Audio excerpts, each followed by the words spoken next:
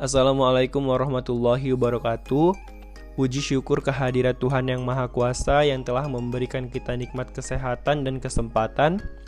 Kami juga ingin mengucapkan terima kasih yang sebesar-besarnya kepada Bapak Dr. Syafrizal Helmi Situmorang selaku dosen mata kuliah Statistika Ekonomi dan Bisnis Universitas Sumatera Utara yang telah mempercayakan tugas ini kepada kami.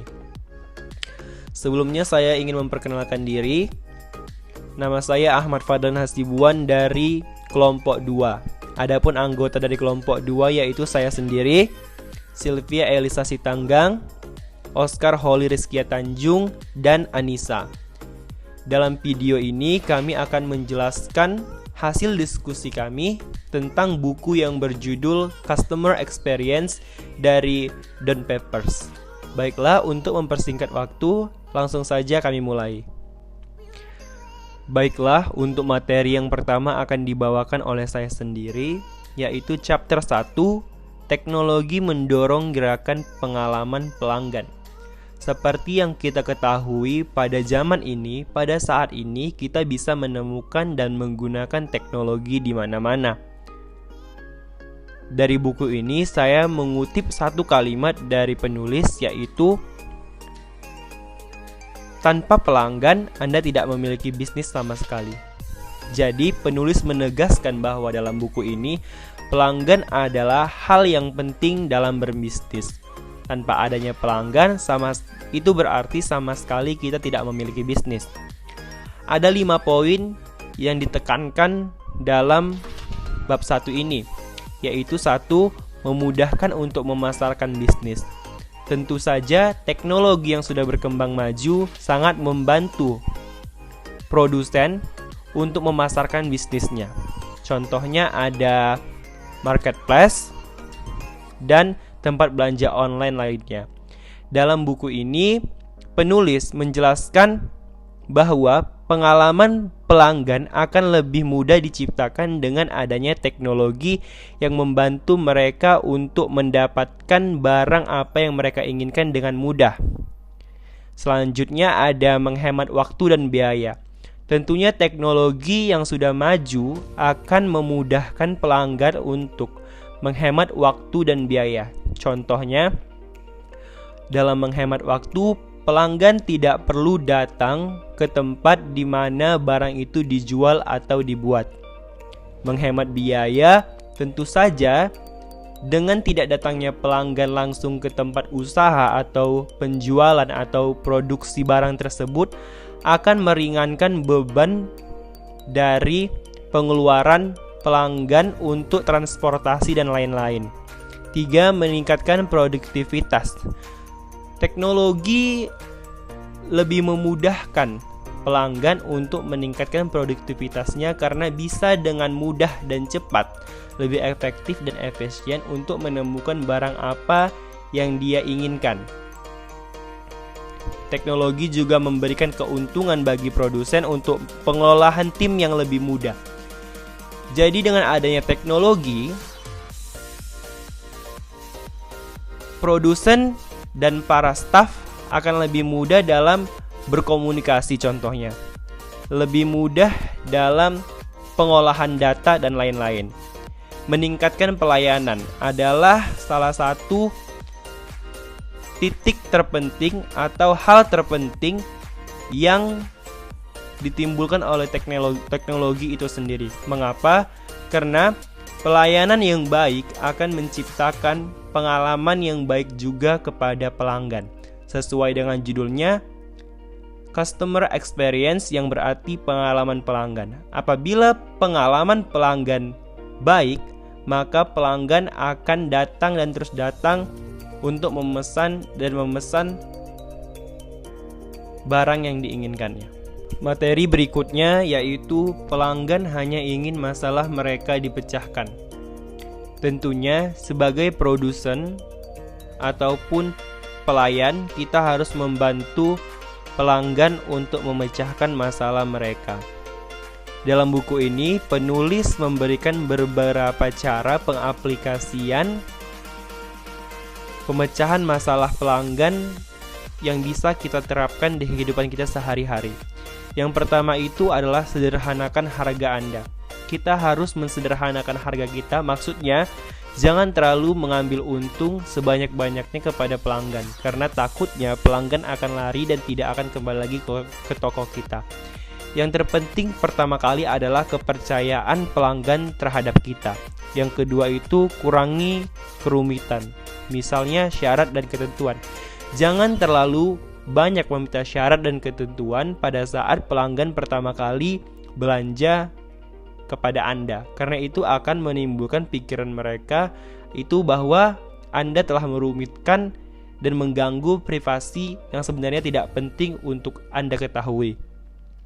Yang ketiga adalah izinkan pelanggan Anda untuk memposting ulasan produk di situs web Anda sendiri. Tentu saja, kadang terkala ada pelanggan yang tidak puas dengan hasil produksi atau barang produksi yang telah kita jual. Cara untuk mengatasi masalah ini adalah biarkan mereka memberikan kritik, alasan atau masukan kepada toko kita agar bisa dinilai oleh orang lain di situs web penjualan kita. Yang selanjutnya itu adalah tingkatkan sistem data pelanggan Anda sehingga pelanggan tidak perlu mengulangi informasi kepada Anda tentang keluhan favorit atau keluhan yang sering dikeluhkan oleh para pelanggan, yaitu diminta untuk memasukkan nomor rekening mereka saat pertama kali terhubung dengan pusat kontak. Itu akan sangat mengganggu pelanggan. Karena apa? Karena mereka merasa itu belum penting untuk dilakukan. Yang selanjutnya adalah rancang aplikasi smartphone yang memudahkan atau memungkinkan pelanggan menyelesaikan tugas rutin. Seperti yang kita ketahui, kalau pelanggan tentunya ingin mengetahui sampai di mana atau dalam keadaan apa barang yang akan kita terima atau yang akan dia terima. Contohnya adalah dengan menyetorkan cek dan mengirim foto melalui email misalnya, atau mencari lokasi toko pelanggan, toko kita, atau memeriksa paket. Materi selanjutnya, chapter 3, setiap pengalaman pelanggan adalah pribadi. Tentu saja pengalaman yang baik yang kita timbulkan atau yang kita berikan kepada pelanggan akan memberikan kepercayaan pelanggan kepada kita. Cara pengaplikasian atau membentuk pengalaman pribadi pelanggan itu adalah mengenali pelanggan secara individu. Kita harus mengenali apa yang diinginkan, apa yang cocok dengan pelanggan, dan apa yang mereka butuhkan. Selanjutnya, membedakan pelanggan satu sama lain. Kita tidak bisa memukul rata semua pelanggan dengan apa yang mereka inginkan. Kita harus membedakan pelanggan mana yang membutuhkan apa dan pelanggan lain yang membutuhkan apa. Kita tidak bisa memukul rata bahwa semua pelanggan menginginkan produk yang sama. Berinteraksi dengan pelanggan. Tentu saja interaksi yang baik kepada pelanggan akan menimbulkan tingkah atau perilaku yang baik juga dari pelanggan ke pelayan atau dari pelanggan ke produsen. Tingkah yang baik atau perilaku yang baik akan memberikan efek atau rasa percaya maupun dipedulikan oleh si pelayan. Sesuaikan untuk pelanggan. Kita harus menyesuaikan apa yang sebenarnya dibutuhkan oleh pelanggan. Kita tidak bisa bilang bahwa misalnya pelanggan bertanya, apakah ini cocok buat saya? Sebenarnya menurut kita itu tidak cocok dengan dia. Kita lebih mengetahui, misalnya kita lebih mengetahui tentang ukuran, bentuk, dan lain-lain. Kita bilang itu cocok untuk dia. Sebenarnya orang lain dan Anda melihat bahwa barang tersebut tidak cocok dengan dia. Kita harus bilang bahwa maaf, tapi barang tersebut sepertinya tidak cocok dengan Anda. Seperti itu. Baiklah, sekian materi yang bisa saya sampaikan. Materi selanjutnya akan dibawakan oleh saudari Anissa. Chapter selanjutnya membahas mengenai hilangkan friksi dalam pengalaman pelanggan Anda. Bagi pelanggan, friksi terdiri dari waktu, tenaga, atau energi yang terbuang. Setiap kali Anda menugaskan pelanggan untuk melakukan sesuatu yang bisa Anda lakukan untuknya, itu hanya friksi dari sudut pandang mereka. Jadi, jika Anda ingin tahu cara meningkatkan pengalaman pelanggan Anda, maka hal pertama yang harus Anda fokuskan adalah menghilangkan friksi. Untuk menghilangkan friksi, pemasar harus fokus pada 4 atribut dasar dari pengalaman pelanggan tanpa friksi. Yang pertama, reliability atau keandalan. Produk Anda harus berfungsi seperti yang diiklankan tanpa gagal atau mogok. Yang kedua, value atau nilai. Tidak ada yang suka ditipu. Itulah yang terjadi ketika Anda mengetahui bahwa Anda telah membayar lebih untuk suatu produk atau layanan daripada nilainya. Yang ketiga, relevance atau relevansi.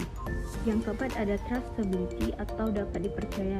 Di dunia hyper-interaktif saat ini, kepercayaan yaitu melakukan apa yang Anda katakan akan Anda lakukan dan tidak melanggar hukum. Selanjutnya, memberikan pengalaman pelanggan yang relevan untuk setiap pelanggan. Reliability dan value adalah kualitas penting dari pengalaman pelanggan tanpa gesekan, tetapi pengalaman setiap pelanggan dengan merek atau produk bersifat pribadi dan unik bagi pelanggan individu itu. Cara seseorang mempersepsikan pengalaman pelanggannya seringkali berbeda dari cara orang lain memandangnya. Terdapat 5 jenis pelanggan berdasarkan value-nya. Yang pertama ada MVC atau Most Valuable Customer, adalah customer yang melakukan banyak bisnis dengan perusahaan Anda. Yang kedua ada MGC atau Most Growable Customer, ialah customer yang tidak melakukan banyak bisnis sekarang tetapi memiliki banyak potensi pertumbuhan. Jadi tujuan Anda adalah untuk mengaktualisasikan potensi ini. Yang ketiga ada super growth. Pelanggan ini lebih umum dalam situasi B2B. Yang keempat, low maintenance. Sebagian besar pelanggan Anda mungkin termasuk dalam kategori keempat ini. Yang kelima dan yang terakhir ada BZ. Setiap bisnis memiliki beberapa pelanggan atau below zero. Ini adalah orang-orang yang lebih mahal untuk dilayani daripada value-nya dan yang memiliki sedikit potensi pertumbuhan jika ada.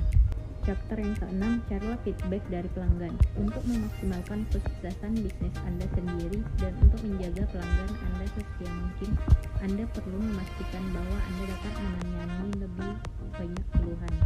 Ini mungkin terdengar aneh, tetapi semakin banyak keluhan yang Anda temukan, semakin banyak peluang yang Anda miliki untuk membangun bisnis Anda. Beberapa hal yang dapat Anda lakukan, yang pertama, memudahkan untuk mengeluh. Yang kedua, memantau lalu lintas media sosial untuk setiap penyebutan merek Anda, produk Anda, atau bisnis Anda, dan segera hubungi pengeluh. Yang ketiga, tindak lanjuti setelah keluhan diselesaikan. Terima kasih kepada Saudari Anissa. Materi selanjutnya akan dibawakan oleh Saudara Oscar. Pada buku Customer Experience pada chapter ke-7, di sana disebutkan perlunya untuk mempersonalisasi pengalaman pelanggan. Setiap pelanggan itu unik dan memiliki sifat dan karakter yang berbeda-beda. Kemampuan penting yang diperlukan di dalam bisnis apapun, yaitu untuk mendapatkan kualitas pengalaman pelanggannya, adalah kemampuan untuk mempersonalisasi bagaimana ia mendekati pelanggan dan memberikan pengalaman yang baik terhadap pelanggan. Lalu hal-hal apa saja yang dapat dilakukan? Yang pertama ialah loyalitas pelanggan dengan mengingat apa kebutuhan mereka. Ketika pelanggan memberitahu Anda bagaimana mereka ingin diperlakukan, lalu Anda kemudian memperlakukan mereka seperti apa yang mereka inginkan, maka Anda sudah memberikan semacam pengalaman kepada pelanggan Anda di mana mereka tidak dapat mendapatkannya di tempat lain. Tentu ini akan berdampak baik terhadap keberlangsungan perusahaan atau bisnis Anda. Yang kedua yang perlu dilakukan ialah menyetujui apa saja yang diinginkan oleh pelanggan. Kejadian ini sama halnya seperti kejadian saat seorang perempuan pergi ke kedai Starbucks lalu memesan 2 gelas susu. Awalnya barista di tempat tersebut kebingungan, lalu dia menanyakan kepada manajernya, kemudian manajernya mengiyakan permintaan dari perempuan tadi. Lalu perempuan tadi setelah kejadian itu menjadi pelanggan tetap atau pelanggan setia di kedai Starbucks. Mengapa hal ini bisa terjadi? Yaitu karena kedai Starbucks dapat memenuhi kebutuhan perempuan tadi. Hal ini tentu dapat menjadi pengalaman yang menyenangkan bagi customer yang menginginkan produk atau layanan yang mereka inginkan. Yang ketiga yang dapat dilakukan adalah mengkostumisasi harga produk, namun tetap terlihat meyakinkan. Di dalam menentukan harga terhadap produk atau layanan yang kita tawarkan, harga adalah faktor penting agar dapat menarik minat pelanggan. Karena itu, penetapan harga yang pas dan sesuai terhadap produk dan layanan yang kita tawarkan harus bisa menarik minat para pelanggan sebanyak mungkin, agar mau membeli atau mencoba produk atau layanan yang kita sediakan. Hal yang keempat yang dapat dilakukan ialah meningkatkan pengalaman belanja pelanggan dengan memberikan lebih banyak pilihan, yaitu dengan memberikan ragam pilihan yang tentunya berbeda-beda terhadap suatu produk yang diinginkan oleh pelanggan.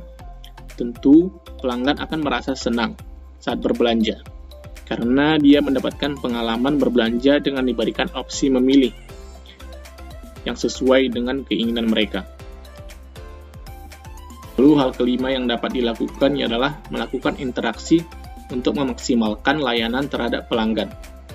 Di dalam melakukan interaksi terhadap pelanggan, ada kata yang disebut dengan istilah golden question, di mana di saat ada pertanyaan yang diberikan oleh pelanggan dan kita dapat memberikan jawaban yang memuaskan hati mereka, maka saat itulah interaksi yang sangat baik berjalan antara kita dengan pelanggan. Jika itu tercapai, maka pelanggan akan selalu senang untuk berbelanja di tempat kita. Kemudian pada chapter 8 di sana dikatakan, dapatkan kepercayaan pelanggan Anda. Sejak awal perdagangan, kepercayaan pelanggan selalu penting terhadap kelangsungan bisnis. Karena itulah penting bagi kita untuk selalu menjaga kepercayaan dari pelanggan. Apa sih artinya dapat dipercaya? Kepercayaan adalah kata yang tepat yang dirancang untuk meningkatkan permintaan dari pelanggan. Dan kepercayaan merupakan komponen yang paling penting daripada komponen lain di dalam berbisnis. Dapatkan peluang kepercayaan yang tetap terjaga atau dapat lebih meningkatkan kepercayaan terhadap pelanggan. Di dalam tujuan mendapatkan kepercayaan pelanggan, kita tidak hanya 1 atau 2 kali memberikan layanan yang dapat dipercaya, namun harus selalu dapat dipercaya oleh pelanggan. Karena dengan konsistensi kita dapat meningkatkan kepercayaan yang lebih lagi kepada konsumen atau pelanggan kita terhadap layanan yang kita berikan. Ada 5 syarat-syarat untuk dapat dipercaya. Apa saja itu? Yang pertama adalah tunjukkan sisi kemanusiaan. Yang kedua adalah jadilah kompeten. Yang ketiga, berpikir panjang. Yang ketiga, mau berbagi. Yang kelima, menghargai pendapat. Kemudian pada chapter 9 di sana dikatakan, biarkan sisi kemanusiaanmu terlihat. Jika rencana Anda adalah untuk meningkatkan pengalaman pelanggan, maka tunjukkan sisi kemanusiaan yang dimana tidak selalu menunjukkan bahwa keuntungan adalah yang paling utama. Hal yang bisa dilakukan yang pertama ialah menghindari gesekan, kemudian memberikan pengalaman yang menyenangkan. Di dalam memulai bisnis, tentu akan ada sedikit gesekan terhadap keinginan pelanggan. Setelah kita menerima komplain, kita harus mampu berubah dan memberikan pengalaman yang menyenangkan kepada pelanggan untuk waktu selanjutnya. Yang kedua yang dapat dilakukan adalah buatlah pelanggan tertawa sesekali. Di saat berbicara serius dengan pelanggan, kita dapat sesekali bercanda dengan pelanggan. Hal ini dapat meningkatkan pengalaman yang menyenangkan terhadap pelanggan. Lalu yang ketiga adalah menyenangkan pelanggan dengan menunjukkan sisi kemanusiaan Anda. Dan yang pertama, hal yang dapat dilakukan adalah memudahkan masalah yang dimiliki oleh pelanggan. Yang kedua ialah menyenangkan pelanggan dengan memberikan sedikit kejutan, yaitu dapat dengan berupa potongan harga ataupun bonus. Yang keempat ialah pengalaman pelanggan. Pengalaman pelanggan tentu relatif. Hal ini sesuai dengan harapan pribadi pelanggan itu sendiri. Pelanggan tentu akan puas jika penawaran perusahaan dapat memenuhi kepuasan mereka. Namun jika harapan pelanggan naik, maka perusahaan juga akan semakin kesulitan untuk memenuhi kepuasan pelanggan tadi. Karena itu, perusahaan harus lebih peka dan teliti terhadap bagaimana cara agar selalu dapat memuaskan kebutuhan pelanggan mereka. Lalu yang kelima ialah memberikan perhatian terhadap aplikasi mobile perusahaan. Saat ini customer tentu ingin agar kebutuhan offline maupun online mereka dapat dipenuhi oleh layanan perusahaan. Karena itulah tidak boleh ada perbedaan layanan terhadap pelayanan baik itu secara offline maupun online dari aplikasi mobile perusahaan. Terima kasih kepada Saudara Oscar. Materi terakhir akan disampaikan oleh Saudari Sylvia Elista. Menurut buku Customer Experience by Don Pepper, transformasi pelanggan itu tidaklah mudah. Ada 3 alasan yang mengakibatkan transformasi pelanggan itu selalu gagal. Yang pertama itu karena kurangnya kemampuan. Beberapa perusahaan tidak memiliki data, sistem, analitik, atau teknologi yang tepat untuk melacak hubungan pelanggan individu dan mengelola pengalaman pelanggan dengan benar.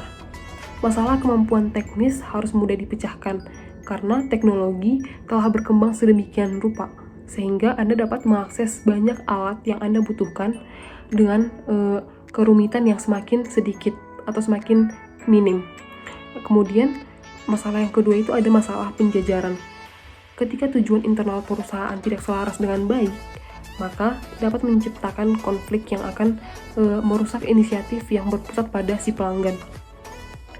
Masalah penyelarasan yang jauh lebih sulit untuk ditangani muncul ketika sebuah bisnis mencoba untuk mendamaikan metrik kesuksesan yang berpusat pada pelanggan dengan metrik dan sasaran keuangan sendiri. Tidak masalah untuk menetapkan tujuan tersebut, tetapi ketika angka keuntungan terancam, sebagian besar perusahaan akan mengesampingkan upaya ini. Lalu masalah yang ketiga itu terletak pada masalah pola pikir. Mungkin kualitas yang menentukan dalam hal keberhasilan dengan transformasi yang berpusat pada pelanggan berkaitan dengan bagaimana karyawan individu melihat tujuan perusahaan. Pola pikir yang salah dapat menghalangi kesuksesan. Oleh sebab itu, pola pikir yang benar dapat menjadi aset yang sangat berharga untuk mengatasi masalah, kemampuan, dan penyelarasan. Lalu ada 6 perilaku kepemimpinan untuk transformasi pada pelanggan. Yang pertama itu mengumpulkan keahlian dalam sentrisitas pelanggan. Pemimpin yang berkomitmen untuk meningkatkan pengalaman pelanggan akan melakukan hal-hal seperti menghadiri konferensi dan sesi pelatihan, lalu berbagi praktik terbaik dengan unit bisnis lain atau perusahaan afiliasi. Kemudian yang kedua itu melakukan kontak langsung yang menghasilkan wawasan dengan pelanggan secara teratur. Pemimpin yang berkomitmen untuk memberikan pengalaman pelanggan yang lebih baik akan menuntut lebih banyak umpan balik dari suara si pelanggan, lalu mengukur kesuksesan secara berbeda-beda. Kemudian itu harus berfokus pada kemajuan tambahan dan kemenangan cepat. Sebagian besar upaya manajemen perubahan di perusahaan akan melibatkan pengumpulan kekuasaan terkecil, lalu merayakan dan membangun momentum organisasi bertahap menuju perubahan yang diperlukan. Agar berhasil, para pemimpin perusahaan tidak boleh sibuk dengan tujuan akhir, sehingga mereka tidak dapat berhasil. Para pemimpin perusahaan tidak boleh terlalu sibuk dengan tujuan akhir tersebut, karena mereka harus memperhatikan untuk memperbaiki masalah kecil, menyelesaikan proyek yang berukuran kecil, lalu menguji coba berbagai inisiatif yang berpusat pada pelanggan di berbagai bidang serentak. Kemudian yang terakhir itu ada mengomunikasikan nilai-nilai yang berpusat pada pelanggan. Seorang pemimpin yang berkomitmen menemukan peluang untuk berdiskusi dengan anggota staf bagaimana perusahaan harus memperlakukan jenis pelanggan tertentu, mungkin berfokus pada gaya hidup tertentu, pola transaksi, dan hanya demokrasi sederhana. Lalu bagian akhir sebagai penutup video ini, ada 5 praktik terbaik untuk program loyalitas pelanggan. Yang pertama, jangan pernah menyia-nyiakan kesempatan untuk mendapatkan wawasan tentang pelanggan. Program loyalitas yang efektif akan menawarkan pilihan layanan atau perawatan untuk mengungkapkan lebih banyak tentang preferensi pribadi si pelanggan. Kemudian yang kedua, program yang efektif menawarkan modularitas, memungkinkan peserta untuk mencampur dan mencocokkan aspek dengan preferensi mereka sendiri. Penawaran modular adalah cara praktis untuk memungkinkan personalisasi program yang digerakkan oleh pelanggan tanpa harus melakukan kustomisasi penuh yang ekstrem. Kemudian yang ketiga, Konsumen menghargai keterbukaan. Jadi, pastikan program Anda bekerja dengan program lain. Semakin terbuka program loyalitas Anda, semakin menguntungkan dan menarik bagi pelanggan. Lalu yang keempat, program loyalitas harus dikelola di sekitar pelanggan, bukan produk. Sejajarkan organisasi dan administrasi program Anda di sekitar sekumpulan pelanggan tertentu yang teridentifikasi. Lalu, ukur manajer pemasaran Anda berdasarkan dampak yang mereka timbulkan pada perilaku grup yang berbeda ini. Kemudian, yang terakhir itu, di atas segalanya yaitu kesederhanaan. Semakin sedikit aturan dan batasan yang Anda miliki, program Anda akan semakin menarik bagi pelanggan. Lebih baik mempersempit penawaran Anda pada penawaran yang Anda dapat berikan secara konsisten daripada menyertakan elemen yang tidak dapat diandalkan. Demikianlah video singkat kami mengenai review buku Customer Experience. Semoga bermanfaat. Sekian dan terima kasih. Demikianlah hasil diskusi yang bisa kami sampaikan. Di akhir video ini kami ingin mengucapkan terima kasih yang sebesar-besarnya kepada Bapak Dr. Syafrizal Helmi Situmorang yang telah mempercayakan tugas ini kepada kami dan teman-teman dari kelas reguler D yang telah membantu kami. Di akhir video ini saya ucapkan wassalamualaikum warahmatullahi wabarakatuh.